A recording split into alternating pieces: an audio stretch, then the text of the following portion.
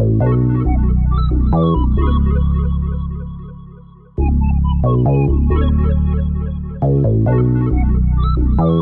to know what it is Quick is trying to say.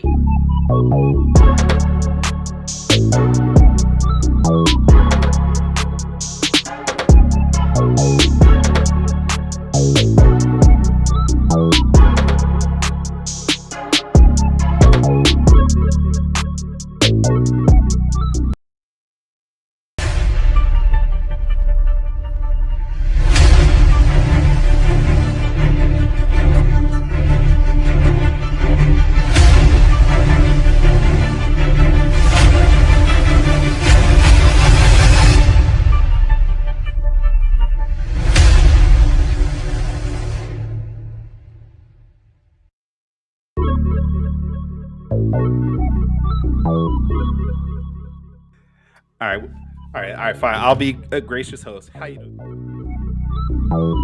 Little Mermaid is the scariest Disney movie by far, though.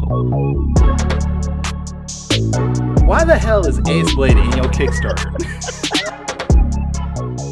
Some comics. I'm getting controversial today. We're gonna get controversial today with. My proudest moment is this interview and being able to talk to you two.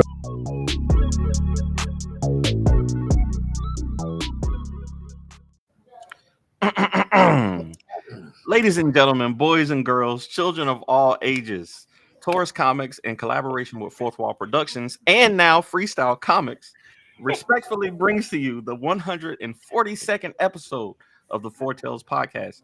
I am your host, Danny J. Quick, and across the way is the hotshot of Ohio, Michael Watson, in the building. And we are your award-winning two-word comic creators, here to help you find your next favorite comic book. We are live on the ALG network via Facebook, Instagram, Kick, Twitch, YouTube, and all these other places also.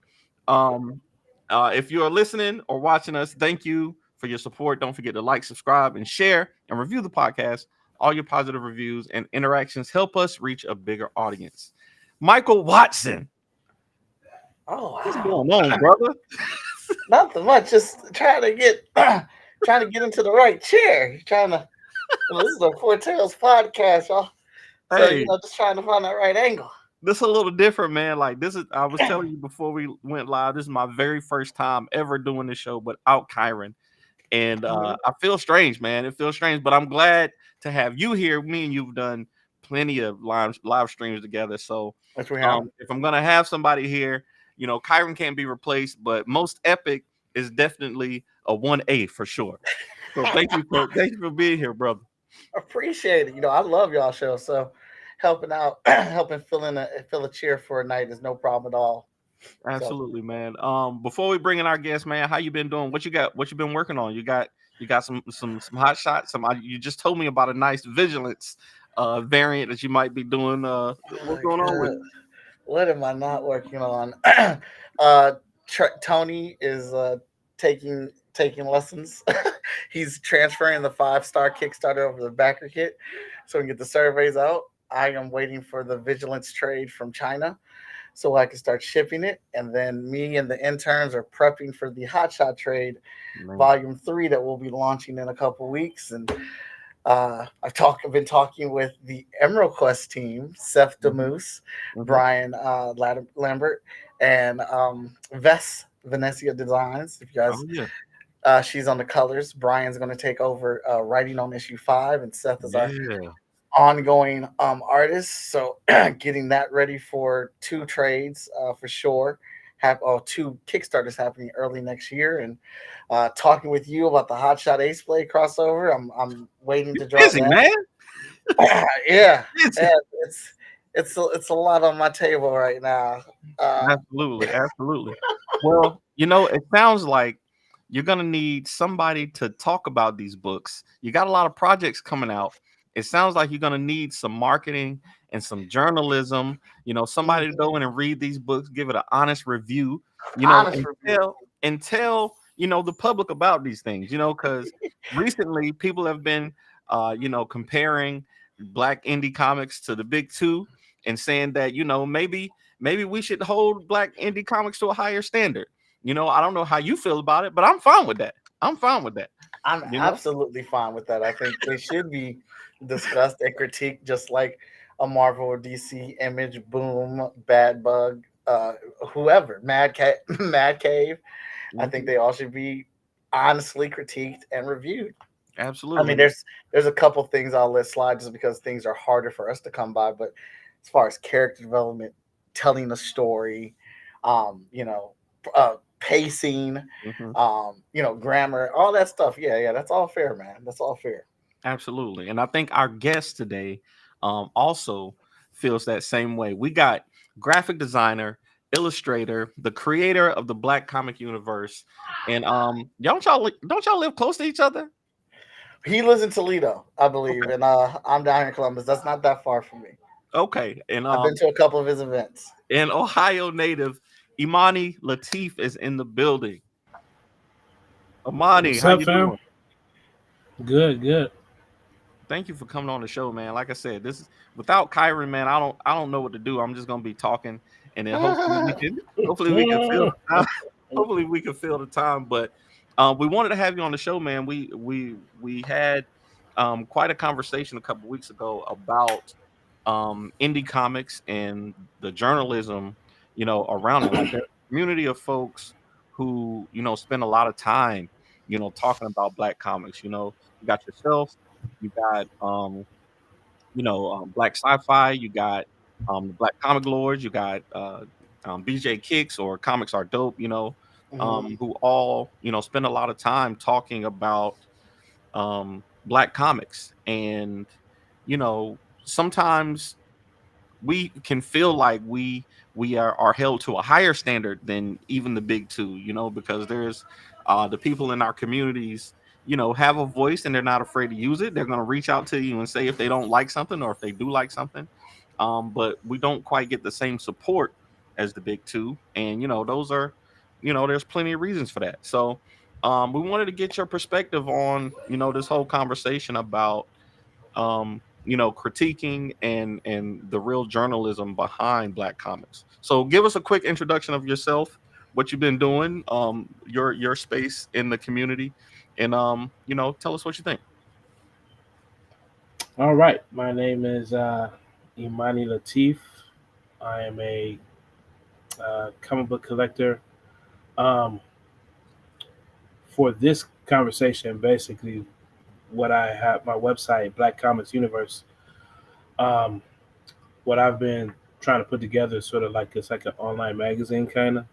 Hmm. It follows my personal journey as a collector, but also I'm also sharing historic black comics or what I call historically black comics, Hmm. sharing with folks like the history behind, you know, the comic books, some of the most popular comic books, the black comic book grails that a lot of collectors might consider to be grails. Yep, yep. So if you go on my website, Black Comix Universe, you'll see where I break all that stuff down, like the history behind certain books. I also discuss put together guides for folks as to books they can collect on certain topics. For instance, that was funny. Um, all I saw was a head. Um, oh, that was hilarious. No, Sneaking in also here, if you go stealing to my the website, supplies. oh, that's my son. Yep, my supplies. He's always want to come to the studio. But also on if you go to the website, so like for instance, I put together guides, historic guides, like. I have a timeline of black women in comics, for instance. I also have a list of the first black Eisner Award winners, or the full list of all the black Eisner Award winners, actually. So a little over 30 or so black Eisner Award winners. So, yeah, so I do a lot of research on the history of comics, um, black comic keys, and then also, like you both are familiar, I do review uh, indie comics. That's something I've been focusing mainly on black indie comics right now. Thinking about doing some more mainstream books also. But yeah, and I've actually reviewed both of your books. Um, Hmm. so you guys are familiar with my work, and I'm familiar with yours. Absolutely, Yeah, man. I would say that I do go to Amani when I need honest feedback, an honest opinion about the books, because he does not hesitate to tell me his truth when reading our stories, reading the stories that I do or whatnot. So he's definitely in my small list of people. I'm like, he gets early copies, he gets early reads, and he gives me feedback, he gives me honest opinions, and he also asks me questions about his interpretation of things, that gets me really thinking about how to move forward with the character. So I'm definitely on board with honest feedback. Yeah, I think again, I know a lot of people have different opinions about this in the community, but I think especially the longer you're in it, like me and Mike have been making these comics for a while. We have been Mhm, making these comics for a good while. So I think, you mhm, know, for myself, I need, a honest critique. If I'm doing something mhm, wrong, there's certain things that I shouldn't still be doing, at this stage of making comics. Mhm. I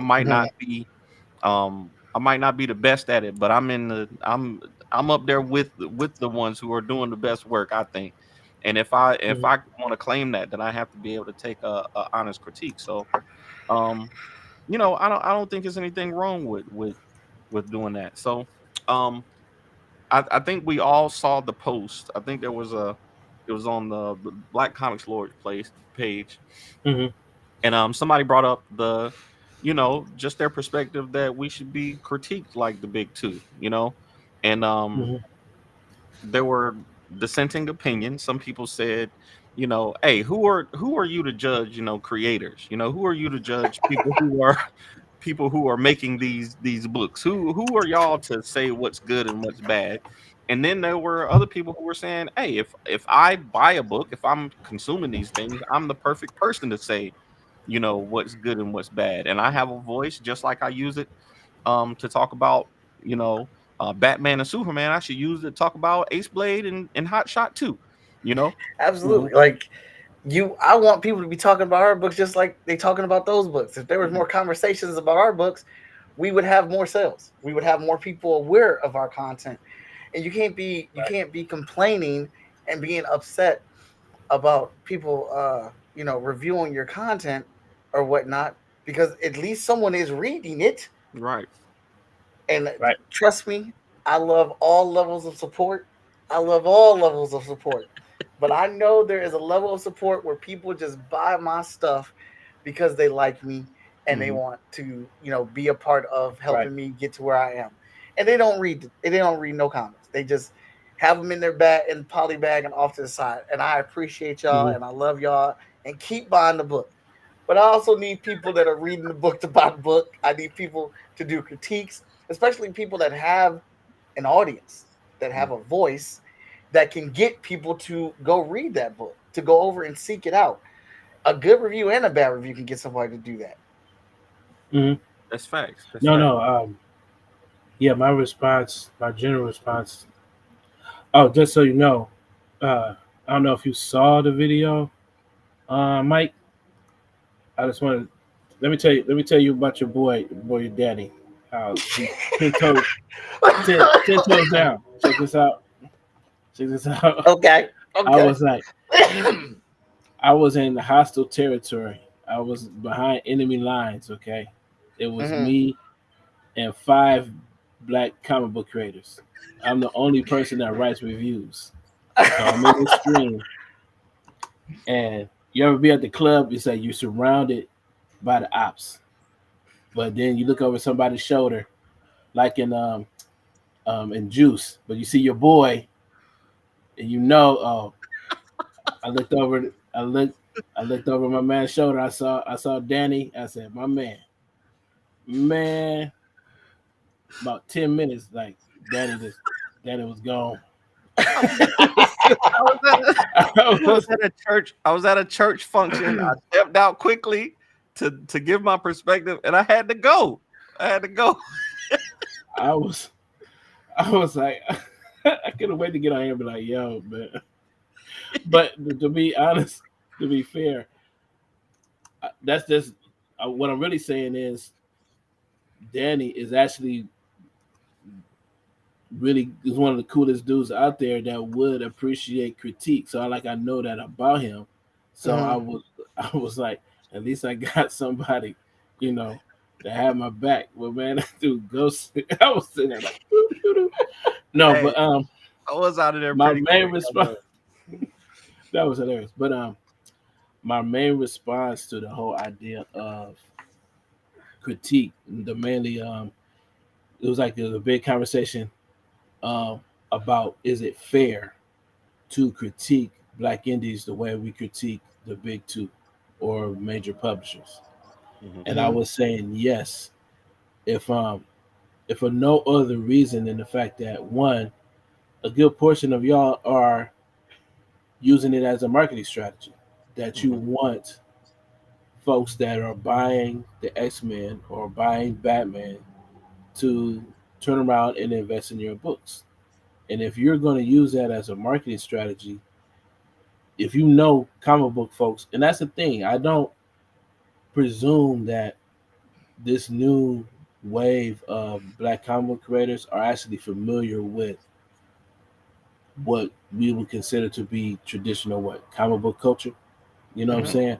Like I don't assume that the every comic book black comic book creator right now is even a collector. Like some of these Right. folks, this is definitely a generational thing where a lot of folks first experience with comics now is actually the X-Men cartoon. You know what I'm saying?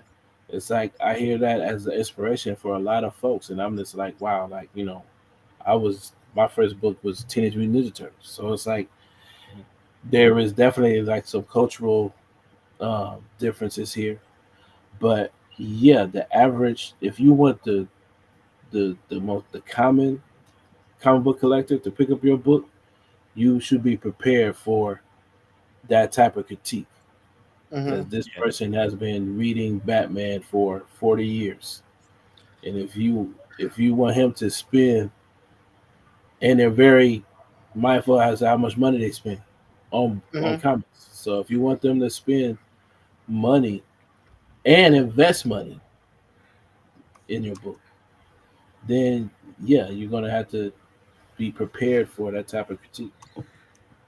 Yeah, I think that's fair, man. I know for myself, I've had, like you said, people from all levels of fandom, have bought our books, man. I've had people tell me this is the first comic book I've ever read. I've had people buy Ace Blade and be like, "Yo, this is the first actual comic book I've actually ever read." And I've had people Hmm. who have been collecting comic books for longer than I have been making comic books.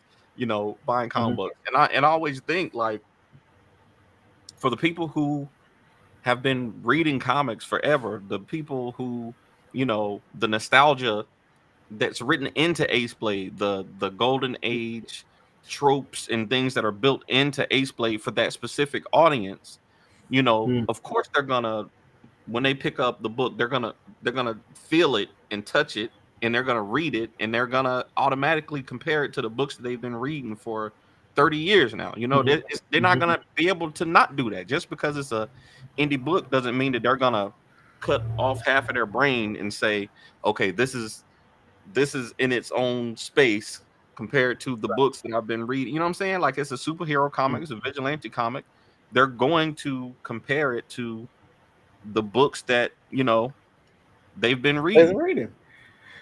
Now, I Hmm. do think there is a little bit of room of grace with that. I remember when we got a review for somebody who read Vigilance, and they wrote a review on it and practically destroyed the book, but then mentioned that several times how they don't like indie books.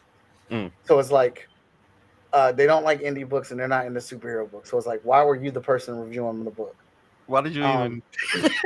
yeah. So, and I've got a pretty thick skin, so I've always, when people are reviewing the books, either they're gonna say something I like, or they're gonna say something that I don't like.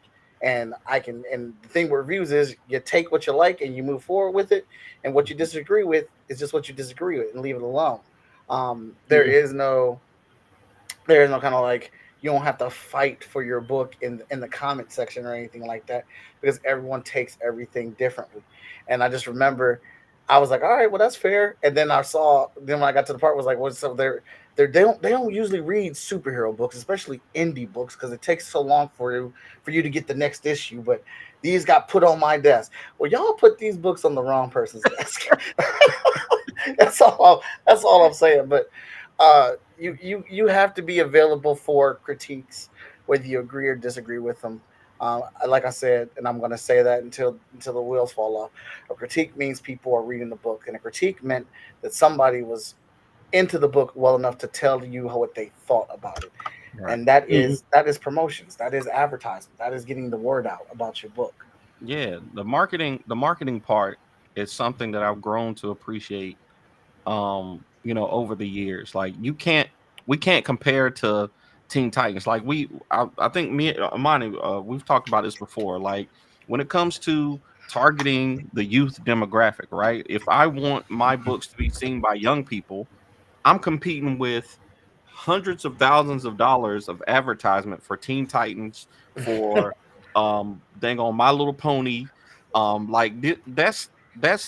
It's crazy to think that Ace Blade is gonna break through when when these young kids are watching YouTube, and I can't put $10,000 into ads for them to see it so that they can ask their parents for it. You know what I'm saying? That's not something that I would have thought about 7 years ago. But today it's like, okay, I'm glad that I made Ace Blade for young adults and for adults, because those are the people who I can reach on social media. So I think that it's important that we have platforms like yours and others that talk about these, and that we put content out around them, whether it's reviews or like the Beam Awards that we're doing. We're doing the Beam Awards, which, by the way, voting ends for the Beam Awards on Monday, and we're going to be doing the results for we're going to be doing The voting's still open? yeah for the finals. Okay. For the finals. Final. Sorry. Yeah. And we're going to be doing the results on the 29th of November. We got a Beam Award winner right here. You know what I'm saying? We got one from last year right here. So definitely make sure you check those out. But I think the work that that y'all do is more than just important. Like I said, you have a platform where people respect your voice, and if you're not honest about what you're seeing, eventually that's going to corrode. Like if you're just saying, oh, because this book is black, I like it, and everybody should buy it, people not going to believe you after after they buy the book, and they're like, no, this is trash. Like they're not going to believe you no more. So you got to be honest. When I first started doing the critiques, I started doing searches on critiques, so especially our books, the Black indie books. And typically what happens is the writer just sort of like writes a long breakdown of what happened in the book. Is not technically a critique of the book at all. You know what I mean? And then it gives that. Then after they do all that, they give the book about 5, 3.25 or 4 stars, and that's the end of it. So at first I wanted to make sure that when I wrote my critique, it was just that, a critique. It wasn't a review. I wasn't just spoiling the book for folks. I was literally highlighting the parts of the book, the strong points of the book, and highlighting some of the parts of the book that was an issue for me. You know what I mean?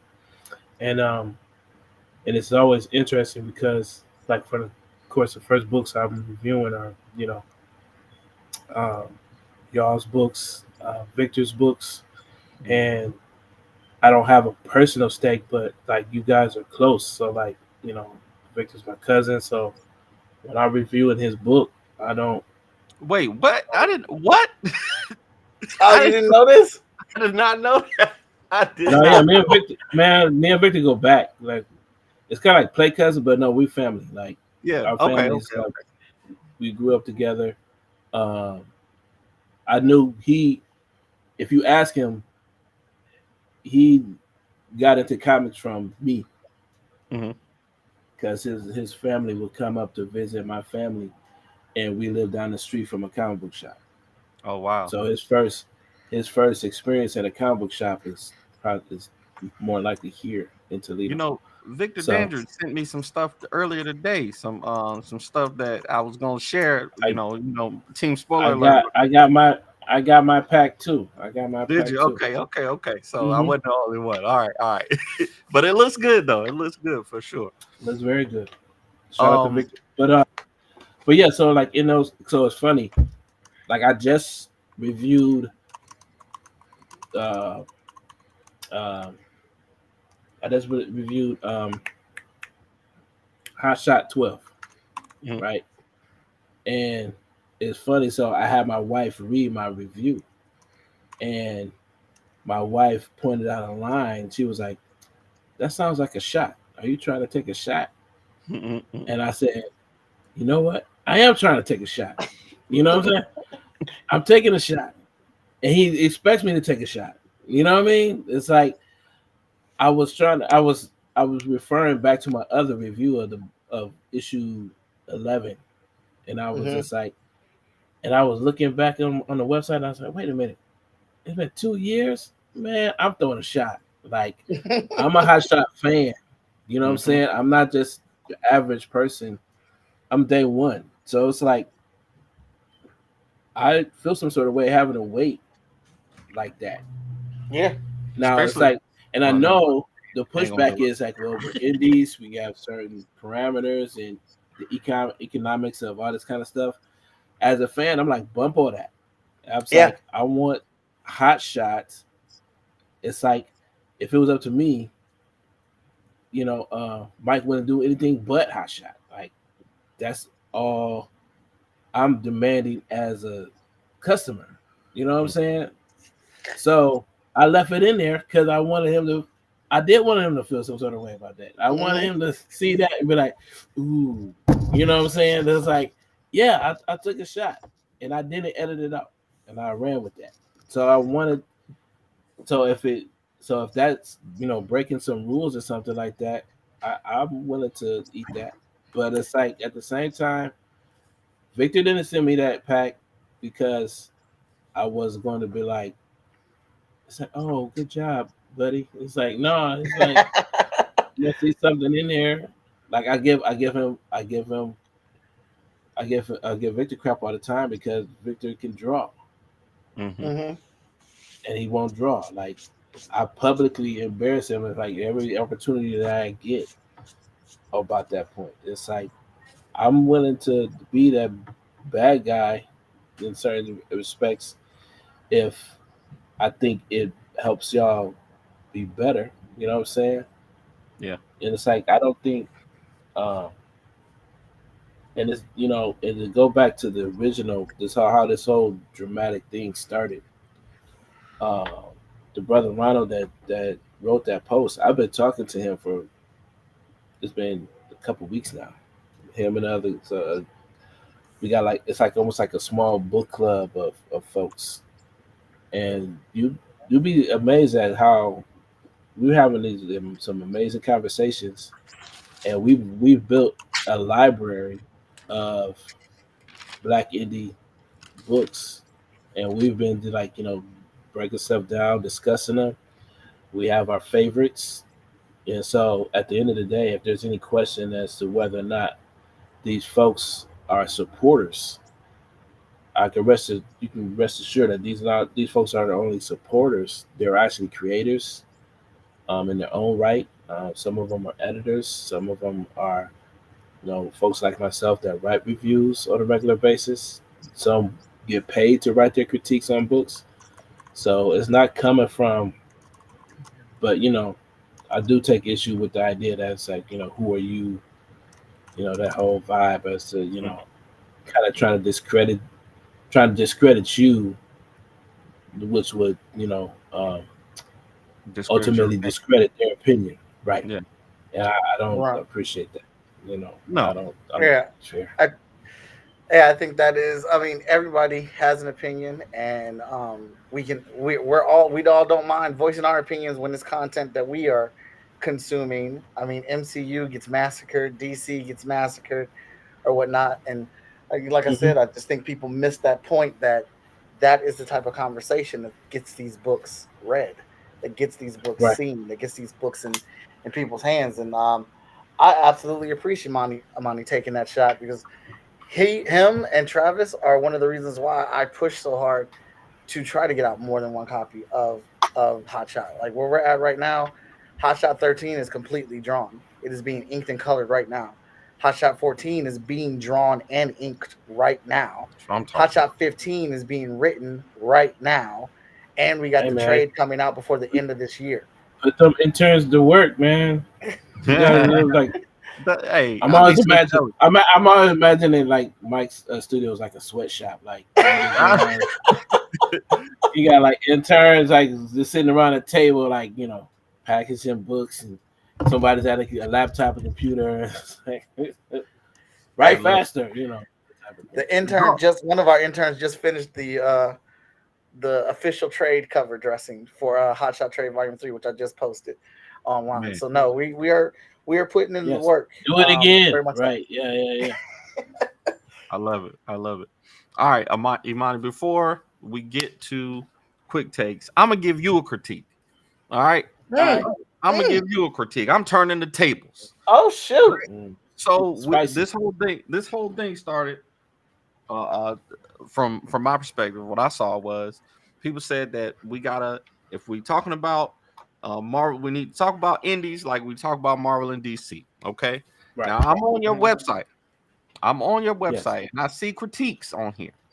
All right. Mhm. And I see critiques of indie books, but I don't see no critiques of Marvel books on here. Okay.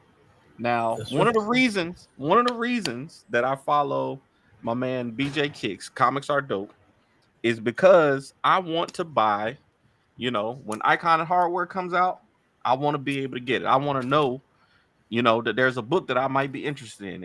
If Ironheart got a new book coming out, I want to know, where to go to know about these books that I might be interested in.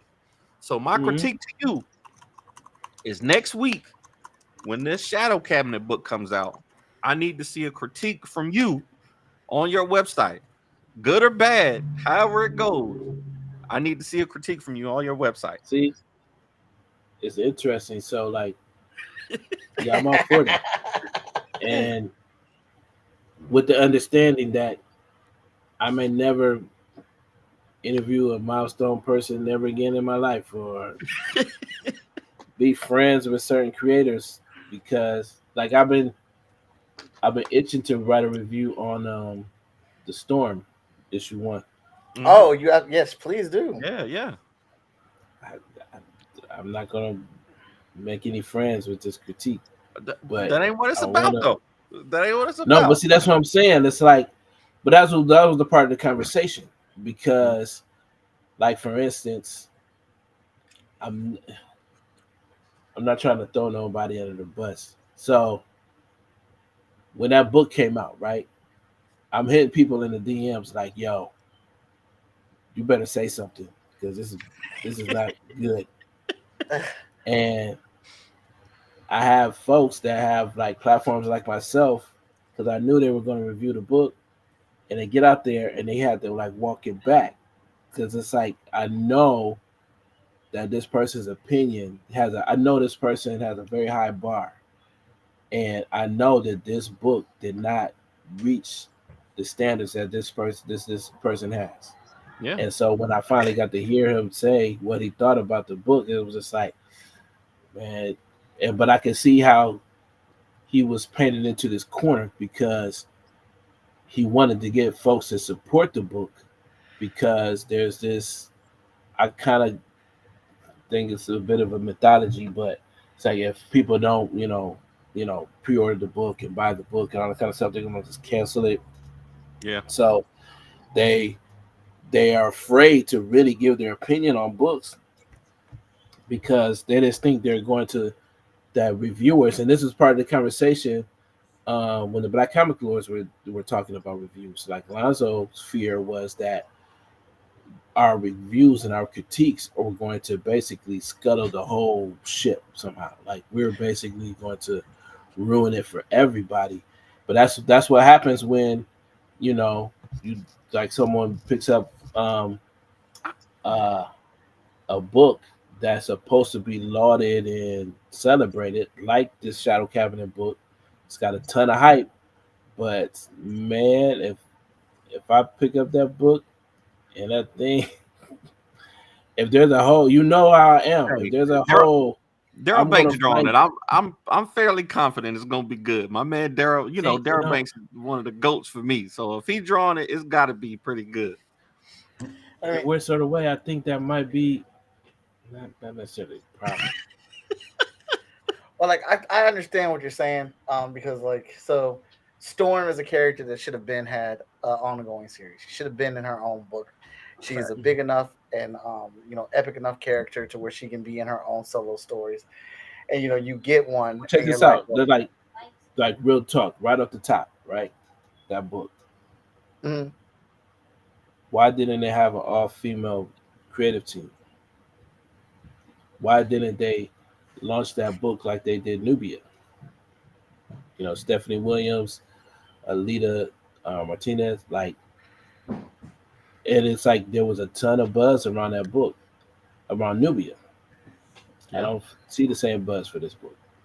that's a It's different. not, and it's not a shot to the creator. It's like it's not on him.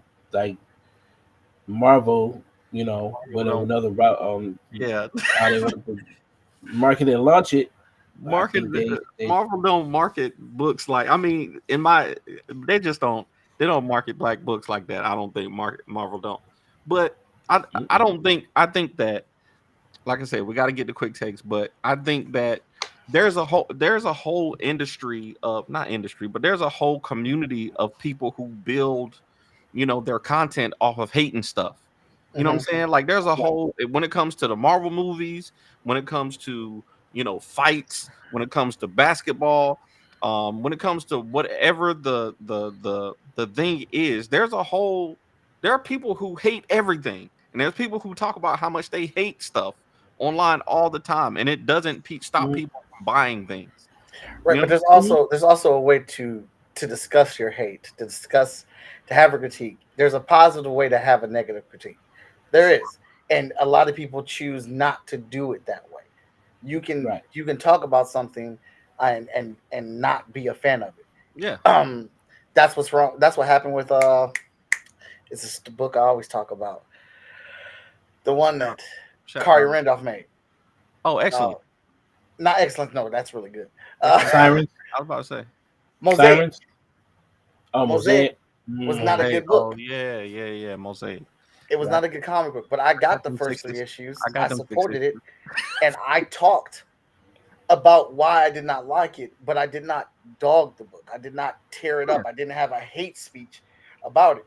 The problem is that what Imani was talking about, or what I think it is that we don't have enough content featuring our characters in mainstream to be able to have trash versions of our characters and Mm, have good versions of our characters.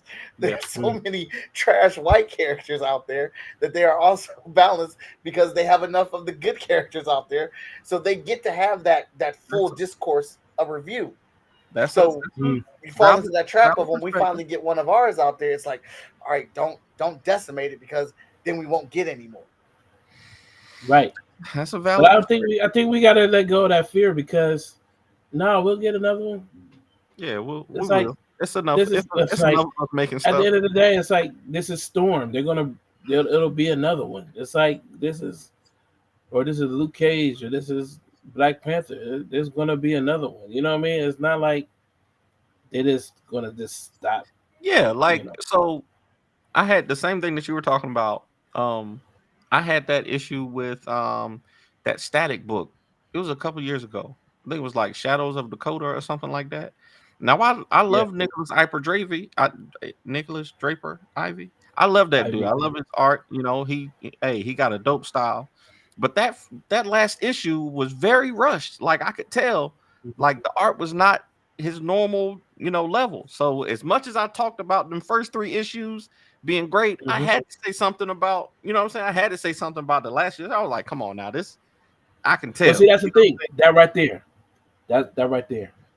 A lot of times, where I'm at right now is that if I'm writing a review, it's probably going to be because Oh, nobody gonna say something. All right, now I'm gonna say something. You know what I'm saying? Y'all not gonna y'all see that y'all saw that panel, y'all saw that page, y'all saw that panel. We ain't gonna talk about that. Guess what? I'm about to talk about it. You know what I'm saying? Because it's like that's where my issue comes in. It's like we're just not gonna just act like this book is, you know, the best thing y'all have ever read when y'all just it's like I can understand the marketing because I have some friends that work in retail or they'll help, you know, promote other folks' books and stuff like that. And he's like, yeah, I can, you know, write a bad critique about this book, but I want this person to win. So I'm not going to write a bad critique, even though I know this deserves a bad critique. It's like, so you get that.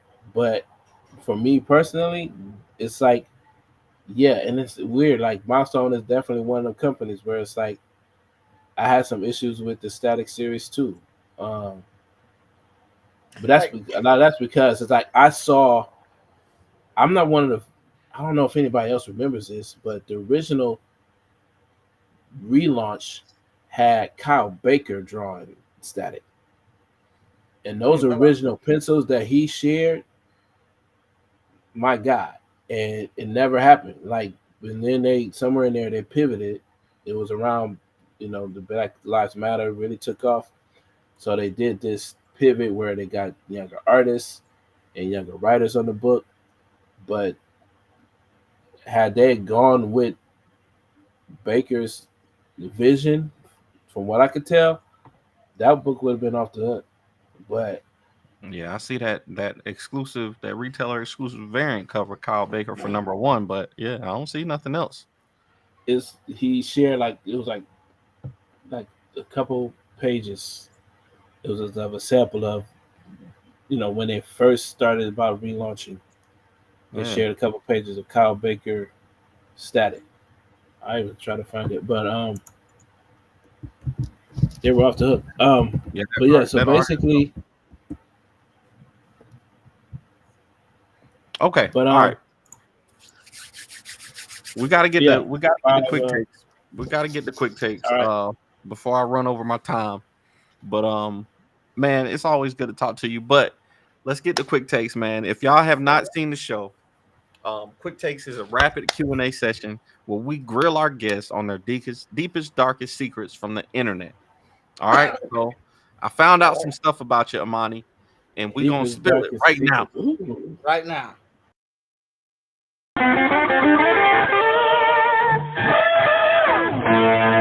Quick takes. Hold on, let me clear my search history. It's too late. It's too late. I got the browser screenshot. history. No. So these questions, you got 45 seconds each to answer each of these questions off the top of your head, and these are just questions to get our audience to know you a little better. That's all it really is. So, question number one. Yes. I saw you posted a picture about Imani trivia. Okay, so I want you to tell us what is one fact about you that people will be surprised to know.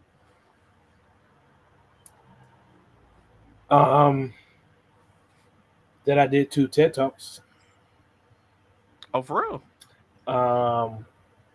Yeah, if you do a search on TED Talk Black Comix or Imani Lateef TED Talk, I did a TED Talk on Black Comix, and I did a second TED Talk during COVID. Now, here's a kicker. That TED Talk, I explained why Toy Story, the movie, the animated film, is a slave narrative. Wait a minute. And it's deep. It's not, I'm gonna have to I watch wasn't this. high when I wasn't high either. I'm gonna have to watch this one. I saw as soon as I saw I googled it, and the first thing that came up, Toy Story is a slave narrative. Let me explain. Imani Lateef. I'm gonna have to watch this one for sure. Yeah. Okay. I love it. Okay, let me bookmark that real quick. I think you got to go to your next question. All right, question number two. I heard one of your favorite foods is spaghetti. So I want to know What are the best things to go in a Imani Lateef spaghetti?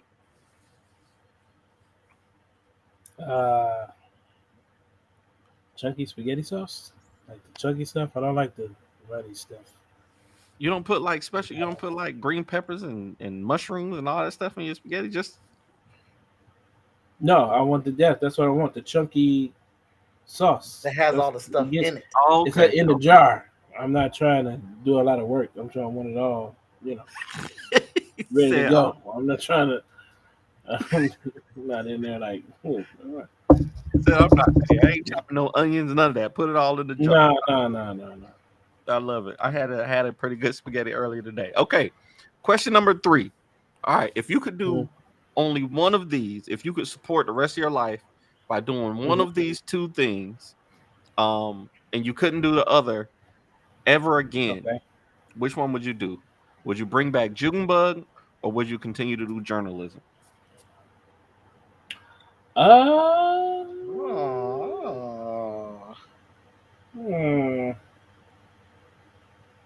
I would bring back Junebug.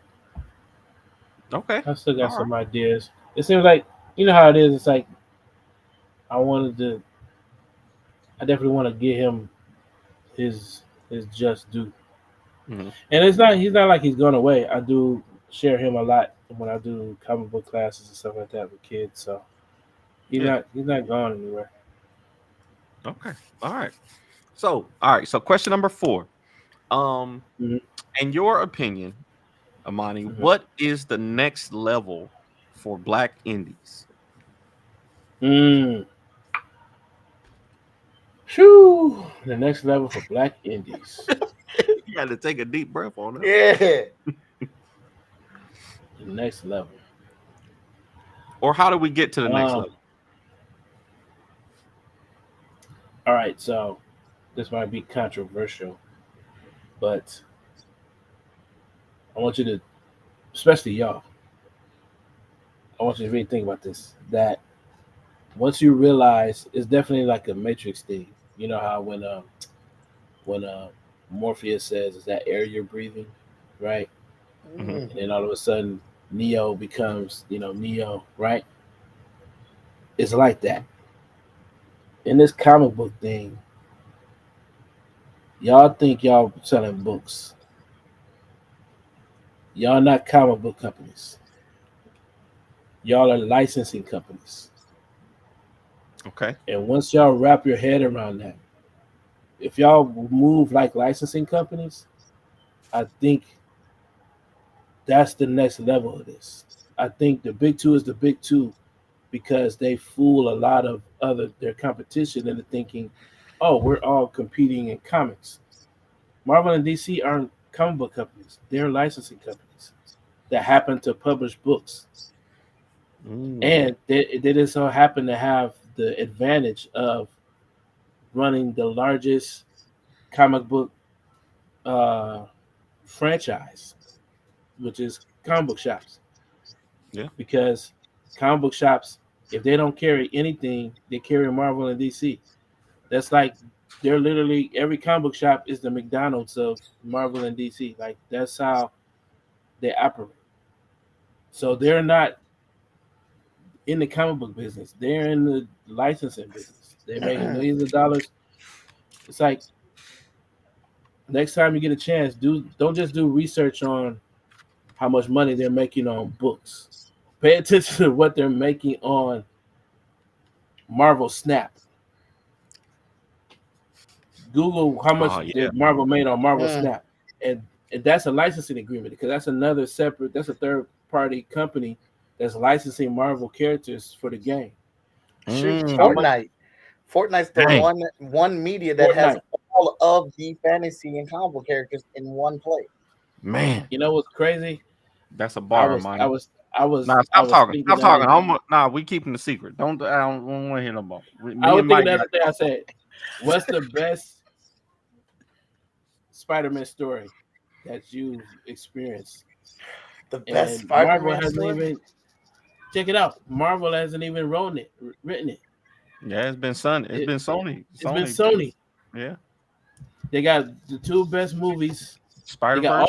all the Spider-Man movies. Oh, you talking about just the movies? No, I'm just talking about who has written the best Spider-Man story that you've either seen or read. Either it's one of the animated films, The or video one of the game? Tom Holland Spider-Man, or the actual Spider-Man video game. These are For me, These are writers. These are stories.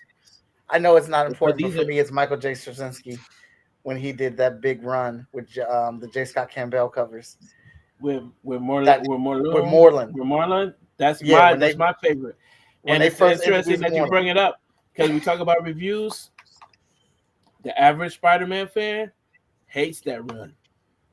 What? No, because he's the one. Isn't he the one that did one more day or something like that? People He trash does- that run all the He time. does that after. Yeah, he does that after that. They trash that all the time because of the spider totems were introduced and all this kind of stuff. Like how he's the guy they took it out of canon, but he's the guy that suggested that Spider-Man is basically a descendant of a Nazi, right? I remember that. Yeah, they do hate that. They do hate Yeah, that. they hate that. They hate that run. Talking about reviews and stuff. All right. Yeah, I went on a tangent, but yeah, you want to Number level up. 5. Dang, Amadi, I'm gonna have to call you tomorrow, and we're gonna have to do a work session where we can talk while Hey, we're put me doing on our work. put me on the call too. Put me on the call too. Because I want to talk. Because I want to talk about this and some other stuff too. So yeah. And we're back on next Wednesday too. Yeah, we're back on next Wednesday. All right, so question number 5, we always have our guests do a top 5 list right off the top of our head. So Imani, you are the researcher, you know Black Comics, you know Black Keys. I want to know, what are your top 5 Black Keys? If you could have any 5 Black comics in history, what are the 5 Black Keys? Going from 5 to 1 or 1 to 5, however you want to do it. 5 to 1. Mm-hmm. All right, number 5, Black Comic Key. Oh shoot, Sean is Damian within Hill's reach. in the building, y'all. Hey, Which is definitely within the reach. Oh, that's a legend, living legend right there. Was definitely within reach is Luke, Hero for Hire, number 1. okay. That's doable, yeah. Yep. Number 4 of a key. Now these are all the big boys. So Yeah. first is I'm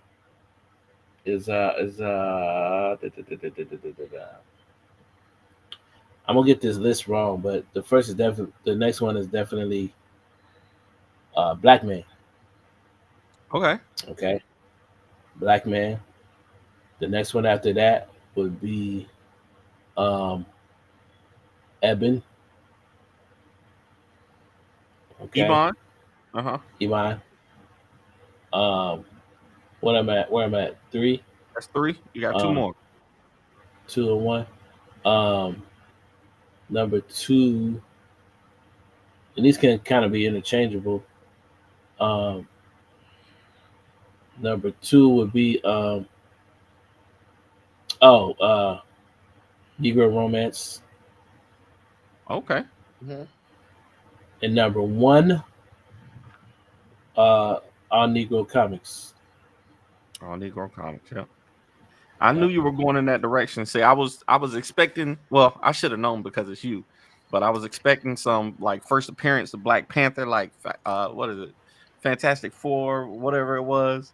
You know. Now my man Phil says that every Black collector should have a copy of that book. Yeah, and he's right.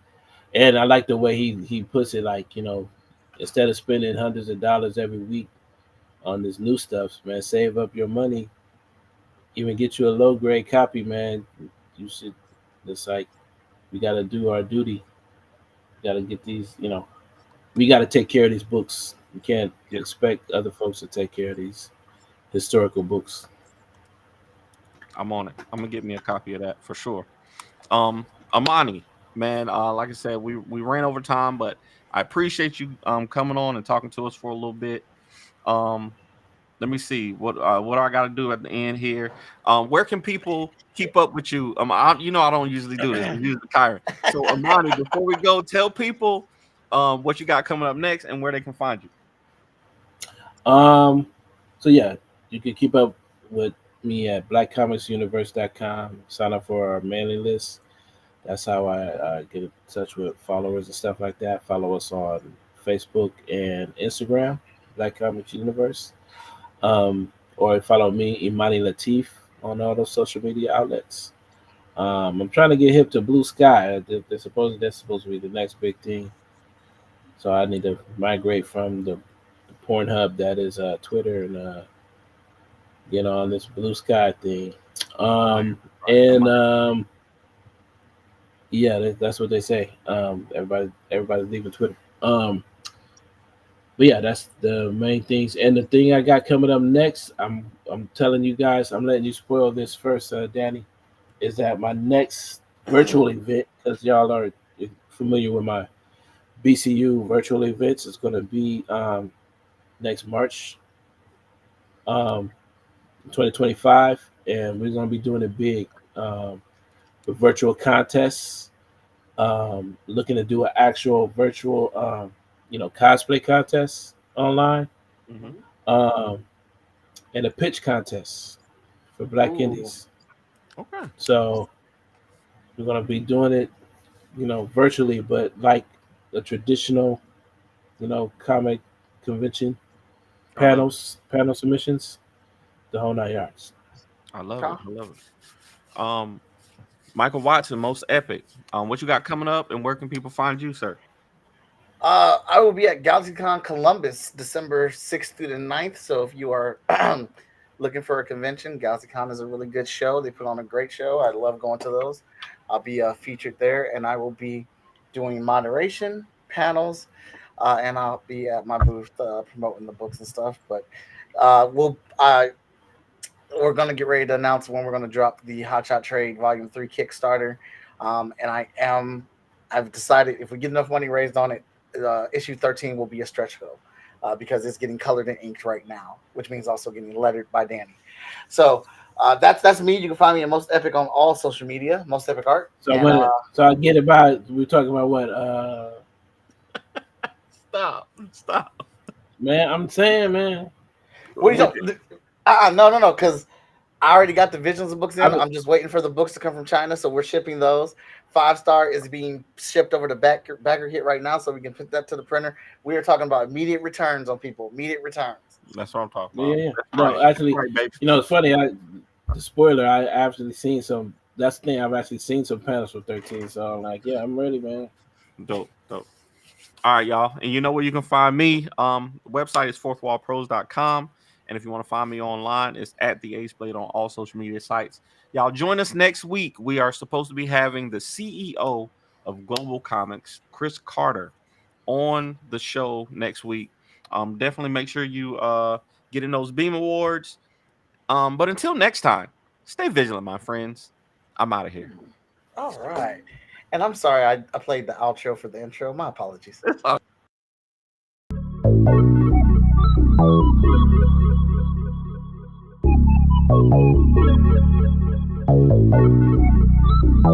want to know what it is Quick is trying to say.